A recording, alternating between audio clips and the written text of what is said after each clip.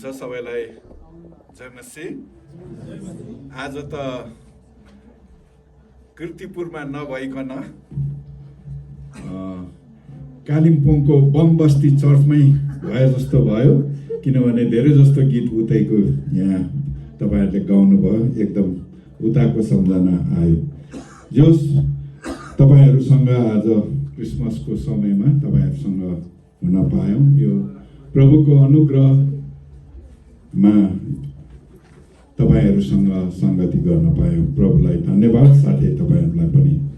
आज क्रिसमसको समय हामी सबैजना अघिदेखि खुसी, आनन्द र हर्ष चाहिँ मनाइराखेका छौँ, अनि यो खुसी, आनन्द र हर्षको समय पनि हो।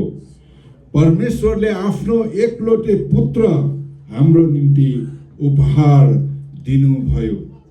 यही सम्झना गर्दै हामी एक अर्काको निम्ति आजको दिनमा उपहार दिने लिने पनि गर्ने गर्छौँ। तपाईँहरूले बिहान उपहार पाउनु भयो कि भएन, दिनु भयो कि दिनु भएन, अर्कै एकतर्फको कुरा भयो। तर पनि यो समयमा उपहार दिने र लिने चलन पनि हामी देख्दै आएका छौँ। आज हाम्रो परमेश्वरलाई, आजको दिनमा हाम्रो परमेश्वरलाई दिने उपहार तपाईँहरूसँग के छ, यो मुख्य विषय हो है। हामीले उपहार बिहान पाएको पनि हुन सक्छ, तपाईँहरूले कसैलाई उपहार दिनु भएको पनि हुन सक्छ, तर आज हाम्रो परमेश्वरलाई दिने उपहार तपाईँहरूसँग के छ, यो कुरालाई हामीले आज मनन गर्नेछौँ। अनि आज आनन्द र खुसी हुँदै यो कुरालाई, यो विषयलाई विचार गर्नेछौँ। त्यसै कारण आजको विषय छ परमेश्वरलाई उपहार दिने हामीसँग के छ।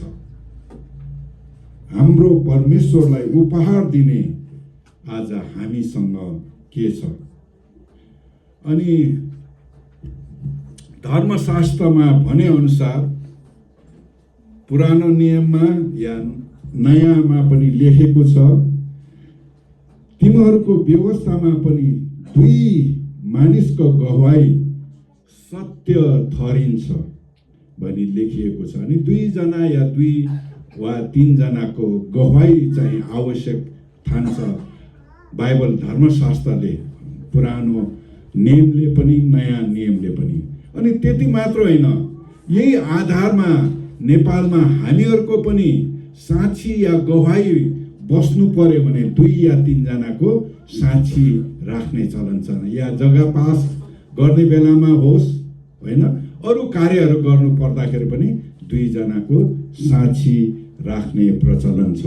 अनि त्यसै कारण आज चाहिँ दुई दुई दुई, यो गणितीय फर्मुला चाहिँ नभनौँ, दुई दुई दुईजनाको बारेमा हेर्नेछौँ, किनभने गवाही दुईजनाको आवश्यक छ।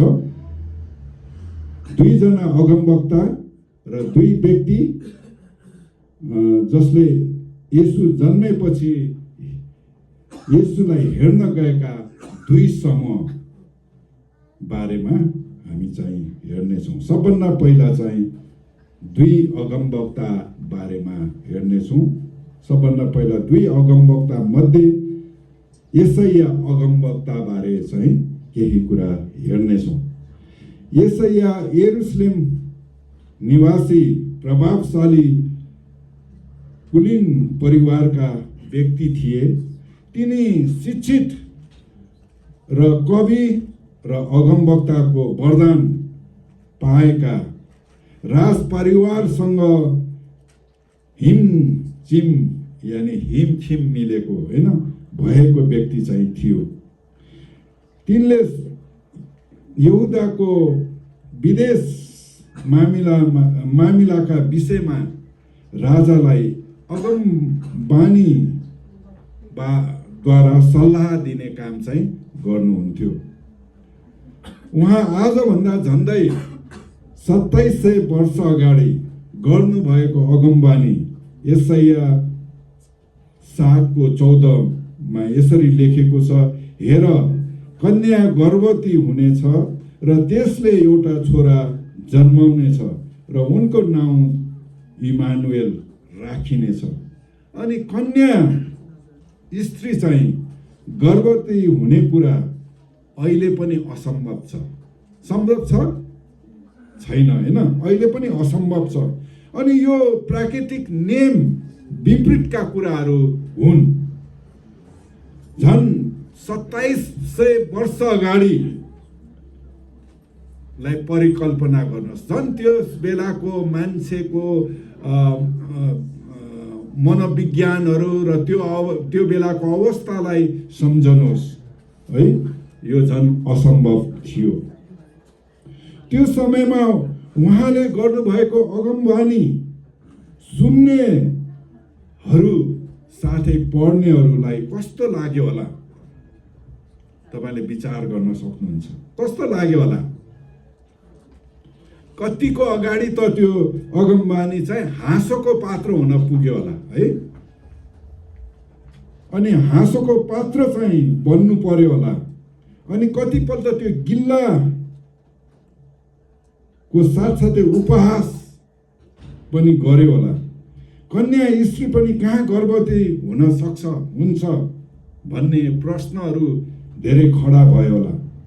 अनि यो सबै बखमफुसे कुरा हो।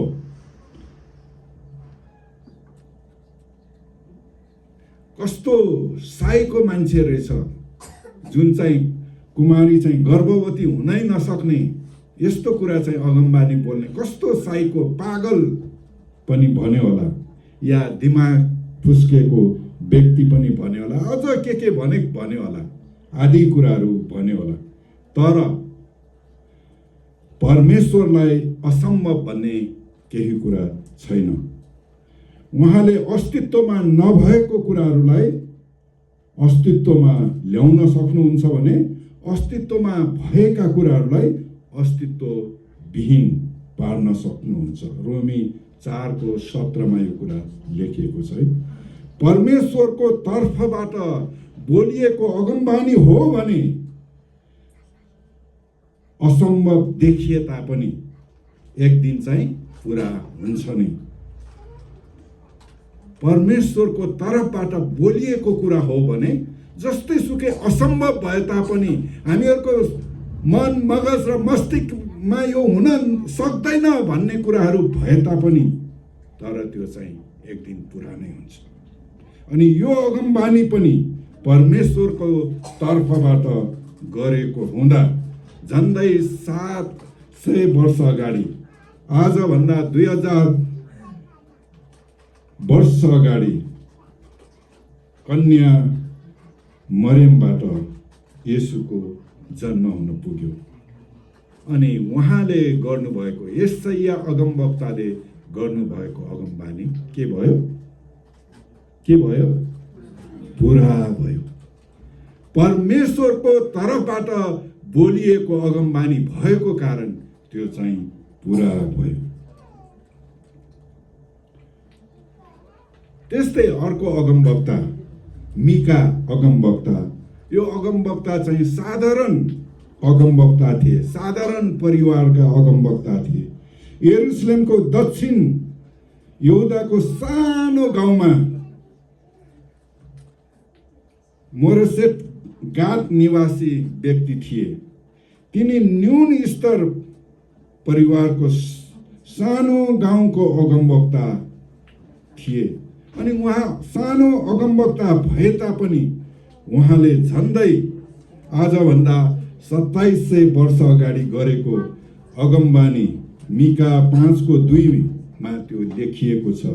तर ए बेथलेम एफ्राता, त यहुदाका कुलहरूमध्ये सानो भए तापनि तँबाट मेरो निम्ति एकजना निस्कनु हुनेछ जो इजरायलका शासक हुनेछन्, जसको सुरु पुरानो समयदेखि अर्थात् प्राचीन कालदेखि नै छ।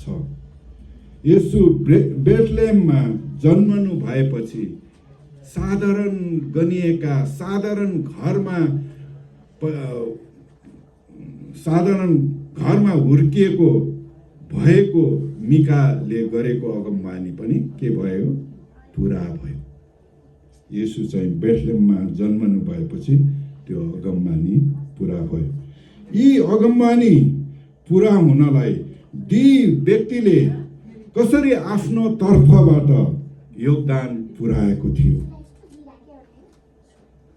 पहिला गरेको अगमबानी पुरा हुनलाई पनि दुईजना व्यक्तिको एकदम योगदान आवश्यक पर्छ। अनि त्यो योगदान दुई व्यक्तिले कसरी पुरा गरे? अघि दुई अगमवक्ताको बारेमा हेर्यौं, अब दुई व्यक्तिको बारेमा हेर्नेछौँ। पहिलो दुई व्यक्तिमा पहिलो चाहिँ मरियम। लुका 1 अध्यायको 26 देखि 38 समय बचतको लागि म पढ्दिन। मरियम कस्तो व्यक्ति थिए भनेपछि हामी धेरै सबैलाई थाहा भएको कुरा हो। परमेश्वरको महिमाको निम्ति आफ्नो इच्छा त्याग्न सक्ने, आफ्नो इच्छा छोड्न सक्ने व्यक्ति थिए। परमेश्वरको दरमा जिउने परमेश्वरको दासी थिए, आफ्नो इच्छा मारेर। अनि धेरै जस्तो हाम्रो इच्छा के हामीले पुरा गर्न चाहन्छौँ, हैन? हाम्रो इच्छा भएको मार्न चाहँदैनौँ, हाम्रो इच्छा पुरा होस् भन्ने हामी चाहन्छौँ। त्यस्तो मरियमको पनि थियो होला, तर परमेश्वरको निम्ति आफ्नो इच्छा सबै कुराहरू त्याग्न सक्ने परमेश्वरको दासी थिए। परमेश्वरको समय जब आयो, गाब्रिएल स्वर्गदूत मरियमकोमा देखा पर्छ र भन्छ, हे कृपाको पात्र, तिमीलाई अभिवादन। एउटा स्वर्गदूतले व्यक्तिलाई यहाँ अभिवादन टक्राएको छ, भनेको छ। अनि यो चान्चुने कुरा चाहिँ थिएन। परम प्रभु तिमीसँग हुनुहुन्छ भनेर भनेको छ, है? यो कुरा चान्चुने कुरा थिएन। अनि स्वर्गदूतले मरियमलाई अभिवादन गर्दा यो कस्तो किसिमको अभिवादन हो भनी मरियमले मनमा सोच्न लागे। अनि स्वर्गदूतले त्यसपछि भन्छ फेरि, नडराऊ मरियम, किनभने तिमीले परमेश्वरबाट कृपा पाएका छौ। अब हेर, तिमी गर्भ धारण गर्नेछौ र एउटा छोरा जन्माउनेछौ र तिमीले उहाँको नाउँ येशू राख्नेछौ। अनि मरियमको प्रश्न, यो कसरी हुन सक्छ?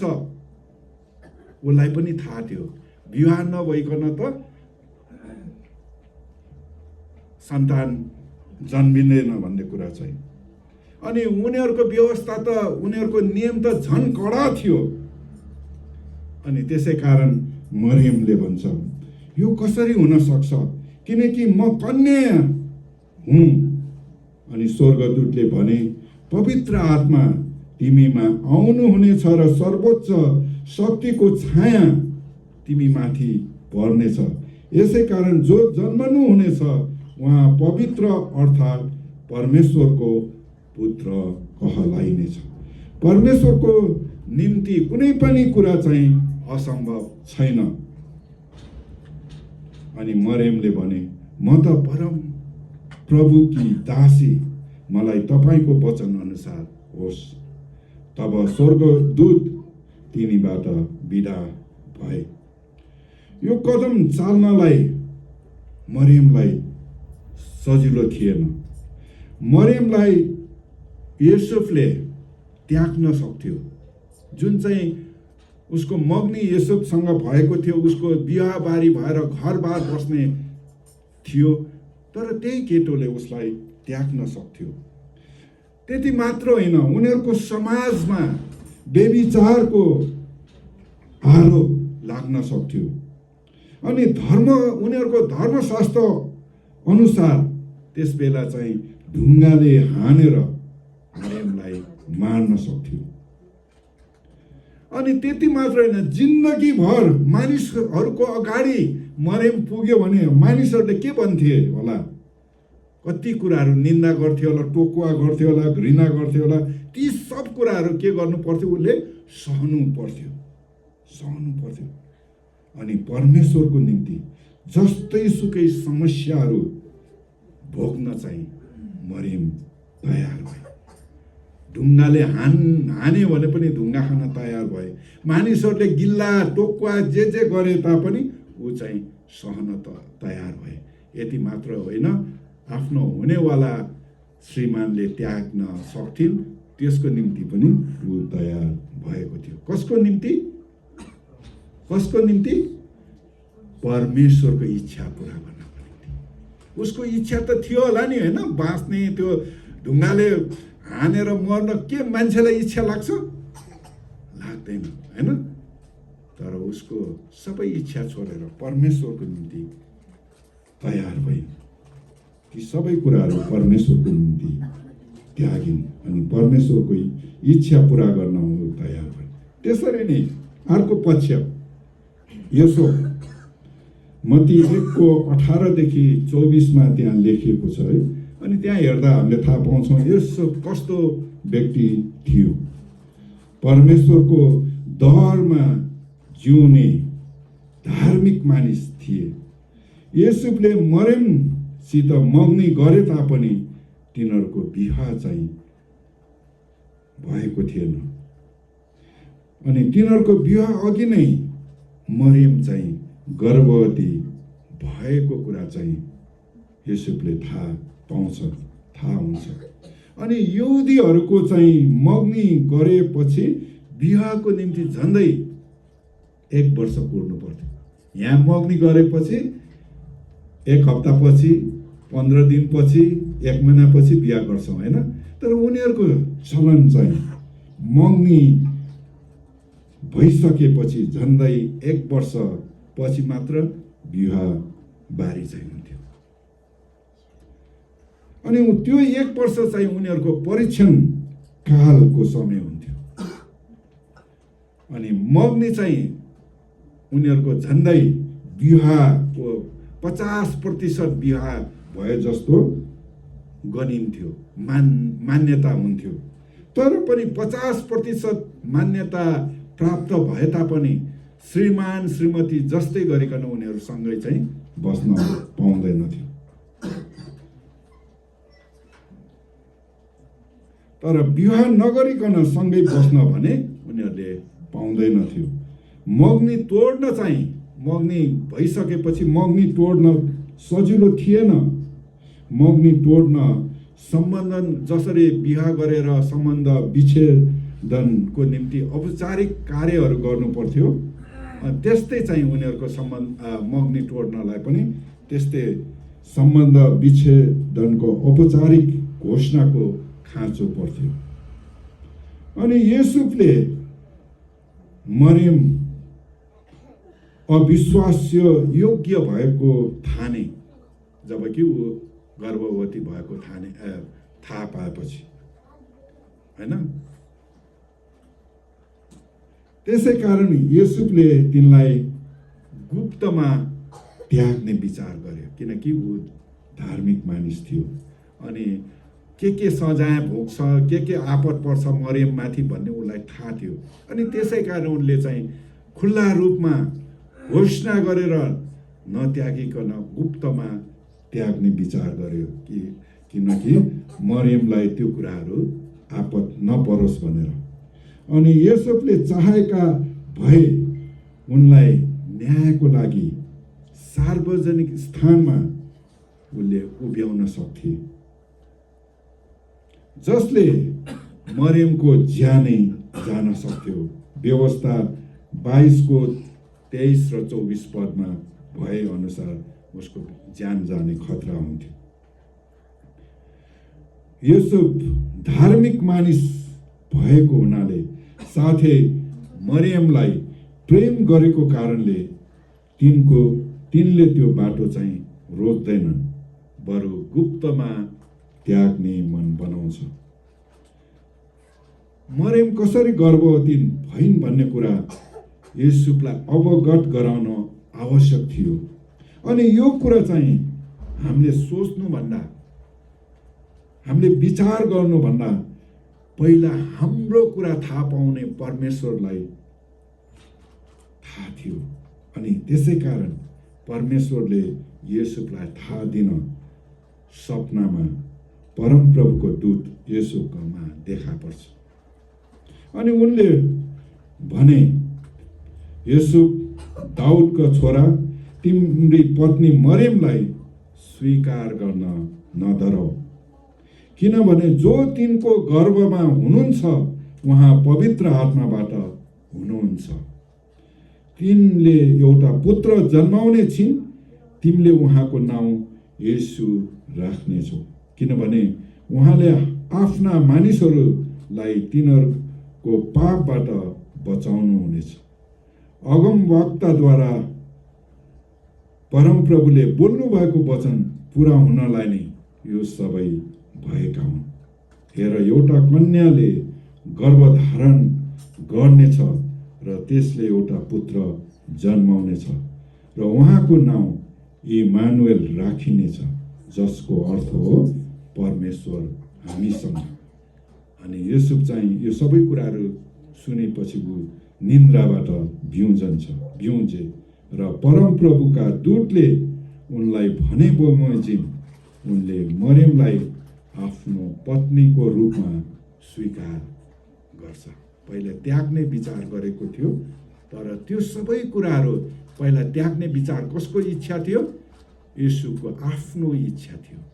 तर परमेश्वरको निम्ति सबै कुराहरू त्यो त्यागेर अनि मरियमलाई स्वीकार्ने मन बनाउँछ।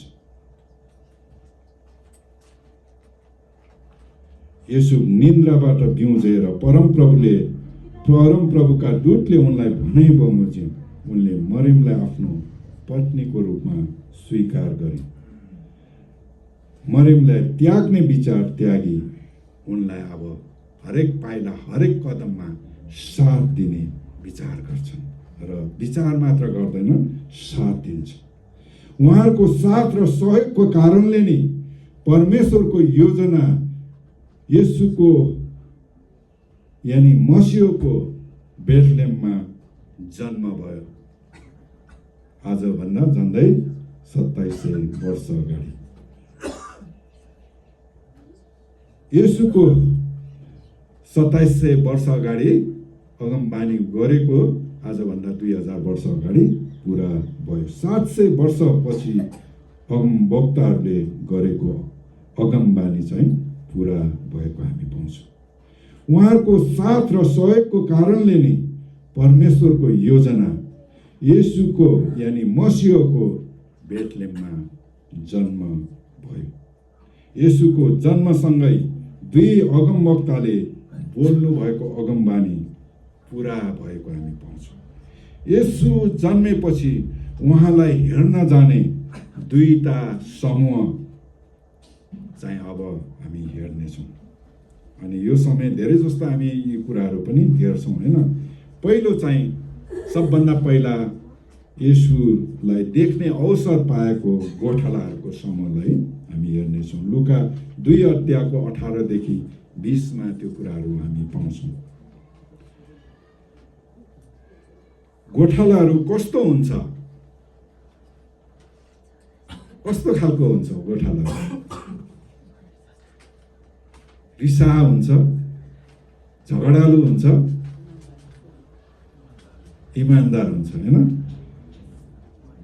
गोठालाहरू सोझो, इमानदार र मेहनती, साथसाथै आज्ञाकारी, निर्दोष, निश्चल, सोझो व्यक्ति हुन्छ भनेर हामीले सुन्दै आएका छौँ। अनि त्यति मात्र होइन, हामीले भन्दै आएका पनि छौँ।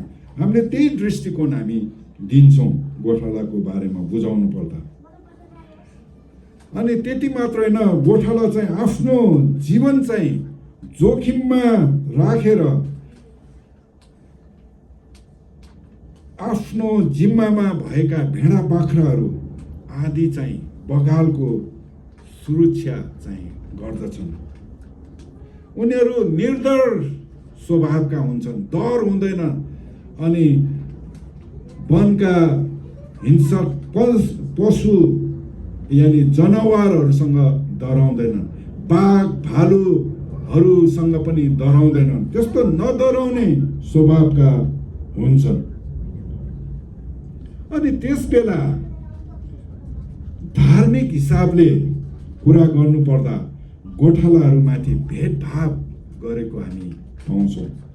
गोठालाहरू त्यसबेला अशुद्ध सम्झन्थे तिनीहरूलाई व्यवस्थाको ज्ञान दिँदैनथ्यो, तिनीहरू अज्ञानी वर्गमा पर्थे। यसकारण गोठालालाई मन्दिरको आराधना गर्नलाई समेत भाग लिन दिँदैनथ्यो। यहाँसम्म कि तिनीहरू अदालतमा साक्षी दिनको लागि समेत अयोग्य ठहरिन्थ्यो। भनेपछि कति हेपिएको रहेछ है।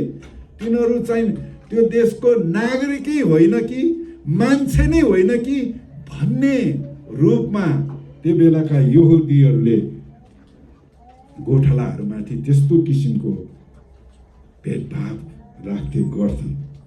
अनि त्यस्तो गोठालालाई राति चाहिँ एउटा स्वर्गदूत तिनीहरू कहाँ देखा पर्छ। अनि गोठालाहरू स्वर्गदूत देखा परेपछि साह्रै डराउँछ। गोठालाहरू अघि नै मैले भने निर्डर हुन्छन् होइन, डराउँदैनन्। तर यहाँ एउटा स्वर्गदूत देखा परेपछि तिनीहरू डराउँछन्, किनभने त्यसको तेज चाहिँ यति चम्किलो तेज थियो, उनीहरूले पहिला कहिले पनि देखेका थिएनन्। अनि त्यो प्रकाश, त्यो ज्योति स्वर्गदूत आउँदाखेरि त्यो देखेको कारण, स्वर्गदूत मात्र होइन, स्वर्गदूतको वरिपरि त्यो ज्योति प्रकाश देखेको कारण तिनीहरूले कहिले नदेखेको दृश्य देखेपछि डराउन स्वाभाविकै थियो। अनि त्यसै कारण डराए। अनि त्यो डराएको कुरा चाहिँ स्वर्गदूतले थाहा पाउँछ। अनि स्वर्गदूतले ती गोठालाहरूलाई उत्साह दिँदै भन्छ, नडराऊ, किनभने हेर म तिमीहरूलाई बडो आनन्दको सुसमाचार सुनाउँछु, जो सबै मानिसहरूको निम्ति हुनेछ। आज दाउदको सहरमा तिमीहरूको निम्ति एउटा मुक्तिदाताको जन्म भएको छ, जो ख्रीष्ट प्रभु हुनुहुन्छ। त्यति के भनेथ्यो त्यो स्वर्गदूतले? तब 81 स्वर्गीय सेनाका दलहरू त्यहाँ देखा पर्छ। धेरै लाखौं करोडौं स्वर्गदूतहरू मध्ये एउटा स्वर्गीय दल चाहिँ, स्वर्गीय सेनाको दल चाहिँ त्यहाँ देखा पर्छ। अनि त्यो स्वर्गीय सेनाको दल देखा पर्दाखेरि अनि तिनीहरूले चाहिँ, त्यो गोठालाले चाहिँ स्वर्गको अनुभूति निश्चय गर्यो होला। एकजना स्वर्गदूत हुँदा त त्यति प्रकाश हुँदाखेरि तिनीहरू डराएका थिए भने स्वर्गीय सेनाको एउटा दल देखा पर्दाखेरि झन् कति धेरै त्यहाँ प्रकाश भएको थियो होला, कति उज्यालो भएको थियो होला। स्वर्गको जस्तै एउटा झलक ती गोठालाहरूले महसुस गरे। अनि त्यतिखेर उनीहरू चुप लागेर बसेका थिएनन्, परमेश्वरको स्तुति गर्दै उनीहरूले स्तुति प्रशंसा गर्छन्। अनि स्तुति गान गर्दाखेरि, अनि त्यो स्तुति गान गर्दाखेरि स्वर्गको झलक निश्चय अनुभूति गरेको हुनुपर्छ। अनि त्यतिखेर त्यति मात्र होइन, उनीहरू स्तुति प्रशंसा गर्दै उनीहरूले एउटा कुराको घोषणा गर्छन्, सर्वोच्चमा परमेश्वरलाई महिमा र पृथ्वीमा जुन मानिसहरूसँग उहाँ प्रसन्न हुनुहुन्छ तिनीहरूलाई शान्ति। अनि यति भनेपछि स्वर्गदूत स्वर्गीय आराधना गर्ने दल चाहिँ त्यहाँबाट स्वर्गमा जान्छ। त्यतिखेर चाहिँ गोठालाहरूले निश्चय नै स्वर्गीय अनुभूति गरेको हुन पर्छ।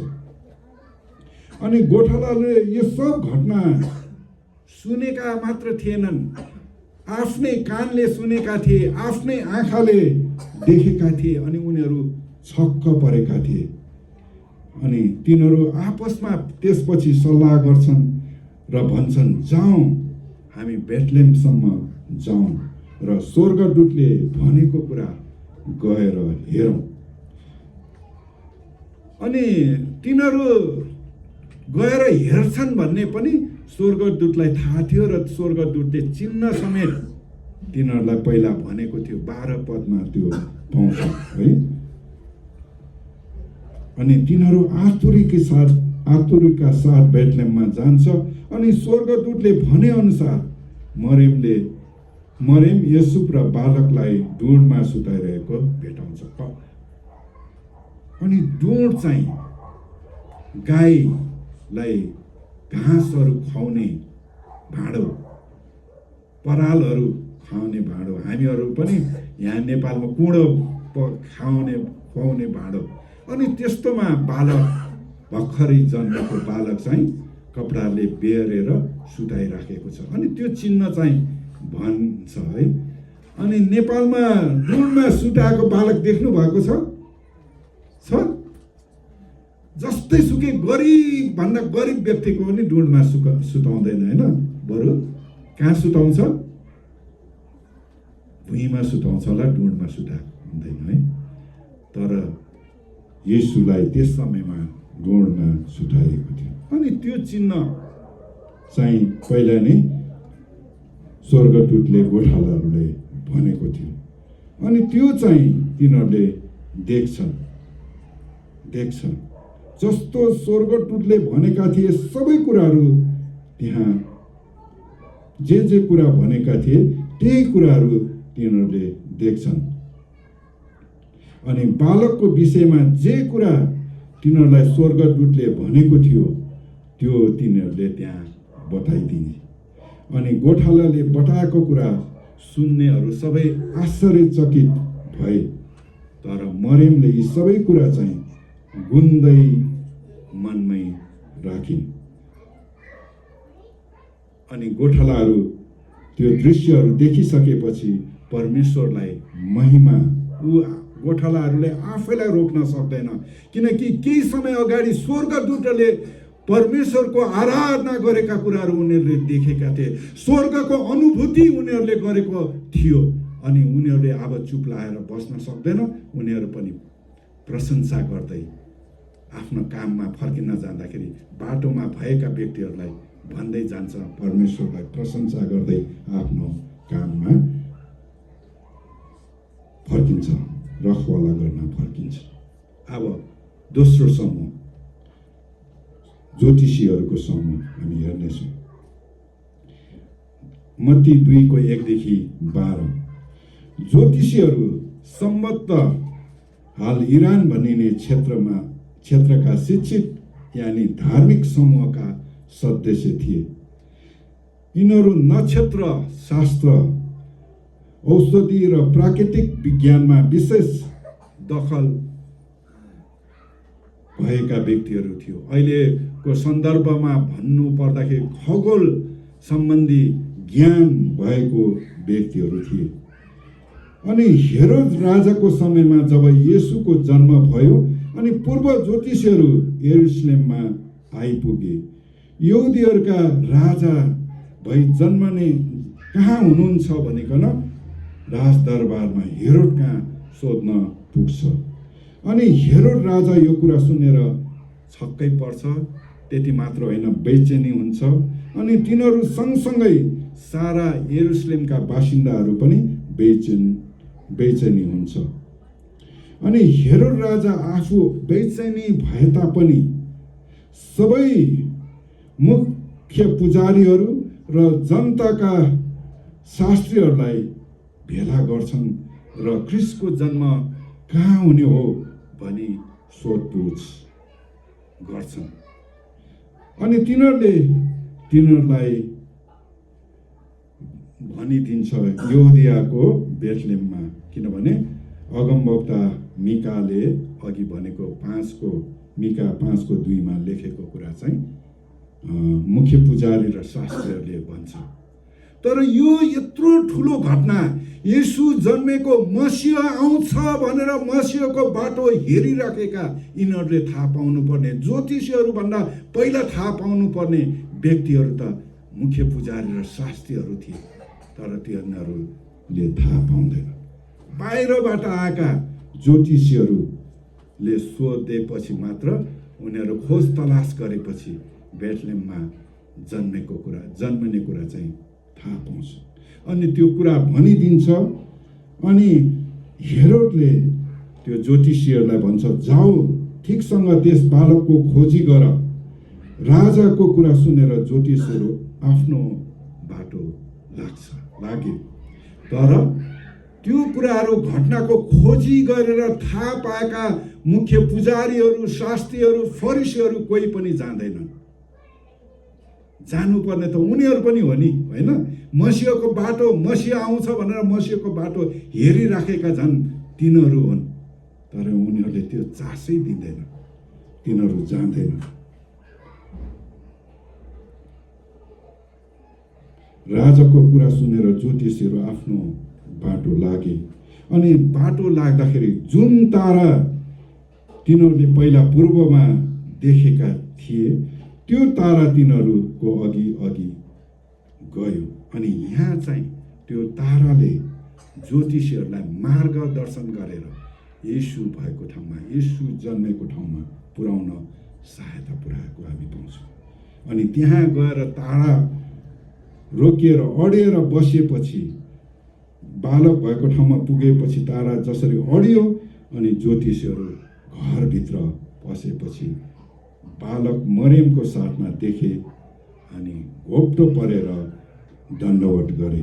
आफ्नो कन्तुर खोलेर उहाँलाई सुगन्धित धूप र मुर्रका भेटी चढाए। अनि हेरोद कहाँ फर्की नजानु भन्ने सपनामा चेतावनी पाएपछि तिनीहरू अर्कै बाटो फर्केर गए।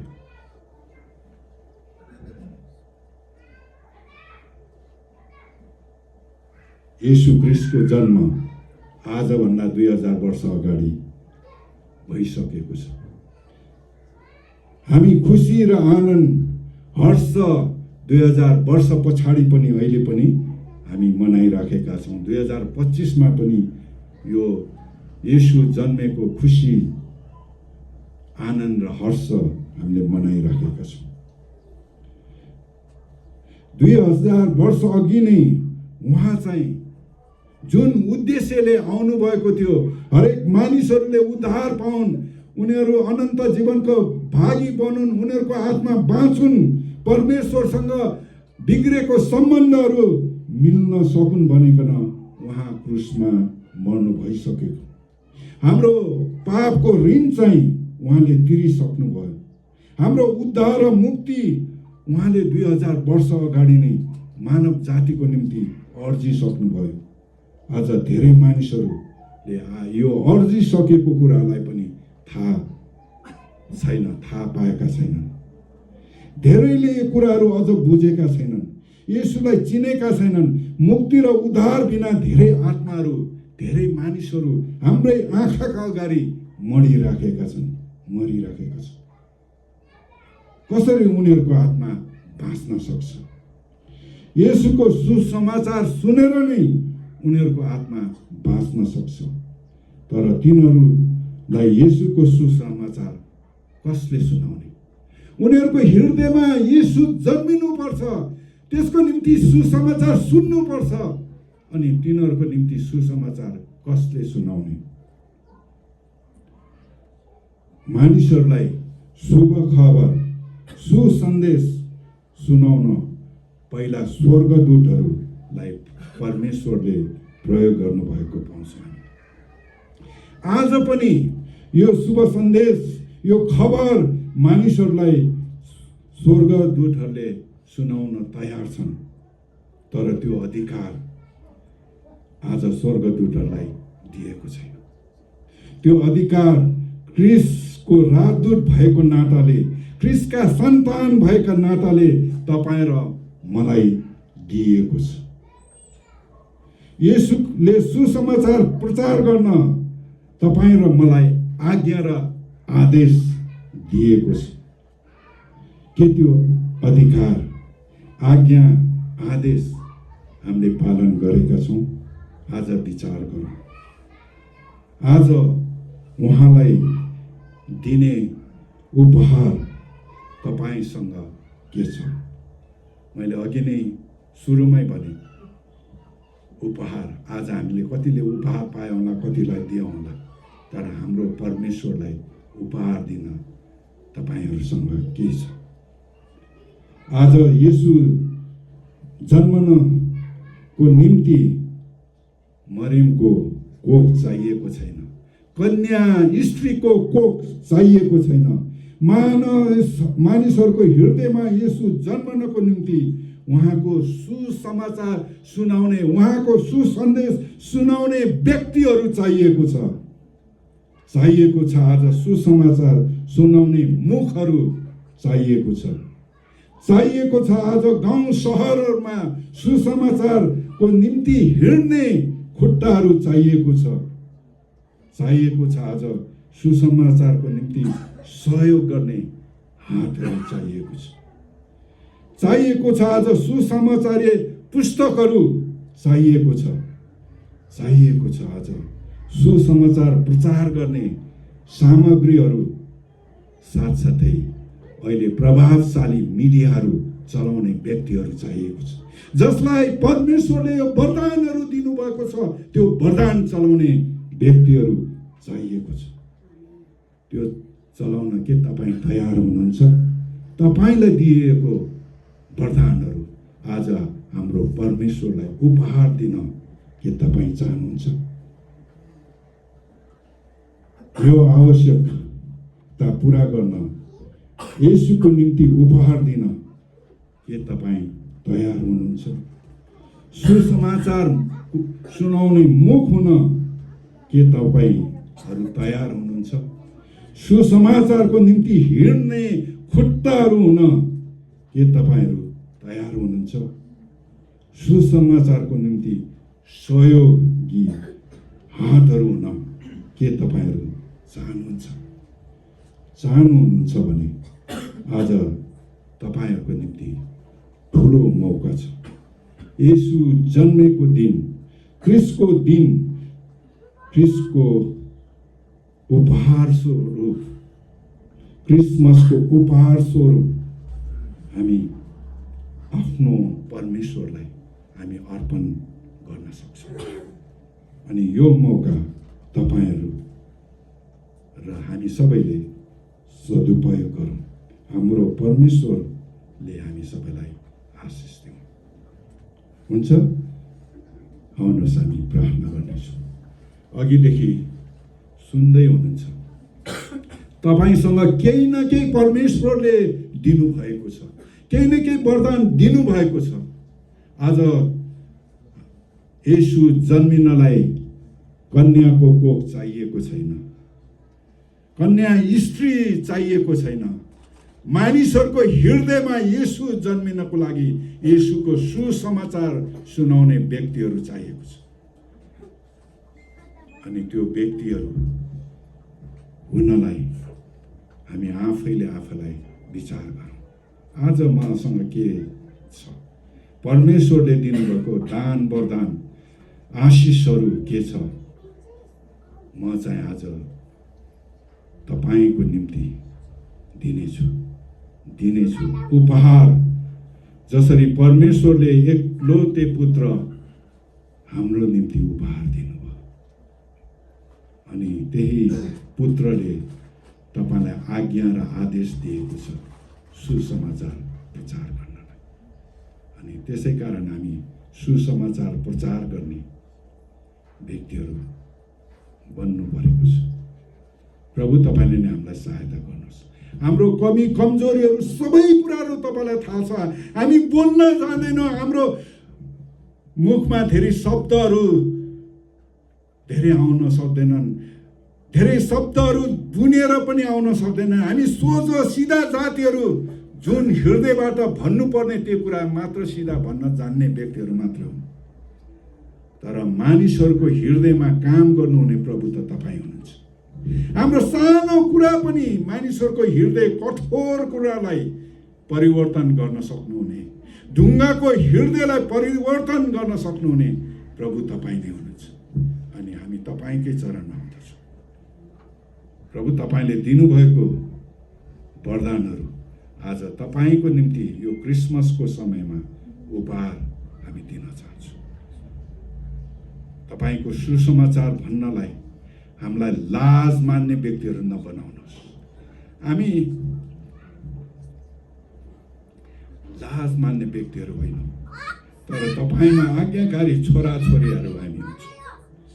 अनि त्यसै कारण तपाईँको सुसमाचार हामी ती व्यक्तिहरूलाई भन्छौँ जुन चाहिँ हामीहरूको अगाडि उनीहरू आत्मामा मरिराखेका छन्, उनीहरू पनि बाँचोस् भन्ने तपाईँ चाहनुहुन्छ। अनि त्यसै कारण हामी तपाईँको सुसमाचार उनीहरूको निम्ति हामी दिनेछौँ। प्रभु तपाईँले नि काम गर्नुहोस्। बोल्नलाई हामीलाई तपाईँले नि प्रभु हाम्रो मुख सुसमाचार बोल्ने मुखहरू तपाईँले बनाउनुहोस्। हामीलाई सुसमाचार ठाउँ ठाउँमा पुर्याउनलाई, हिँड्नलाई, त्यो खुट्टा हुनलाई हामीलाई तयार पार्नुहोस्। सुसमाचारमा सहयोग गर्ने हातहरू तपाईँले हामीलाई बनाउनुहोस्। तपाईँले हाम्रो कामहरूमा दिनुभएको आशिष, अर्थ, धन यी सबैहरू पनि प्रभु तपाईँको अनि तपाईँको सुसमाचारको सहयोगको निम्ति हामी दिन चाहन्छौँ। अनि दिने व्यक्तिहरू हामी हुन सकौँ। प्रभु हामीलाई सहायता गर्नुहोस्, यही बिन्ती छ। आज सुनेको समाचार, आज सुनेको वचनमा जिउने व्यक्ति हुनलाई प्रभु हामी प्रत्येकलाई सहायता गर्नुहोस् र यो मण्डलीमा प्रभु आशिष राखिदिनुहोस्। अझ धेरै मानिसहरू सुसमाचार सुनेर यो मण्डलीमा सेवा गर्न आउन सकेकोस्, यही बिन्ती छ। प्रभु यहाँका सबै भाइ बहिनी, दाजुभाइ, दिदीबहिनीहरूलाई प्रभु तपाईँले चलाउनुहोस् र तपाईँ नै अग्लिनुहोस्, उच्च हुनुहोस्, महिमित हुनुहोस्। आजको यो समयको लागि फेरि पनि धन्यवाद दिनेछु। सबै धन्यवाद, बिन्ती, प्रार्थना येशू प्रभु नाम, आमेन। हुन्छ।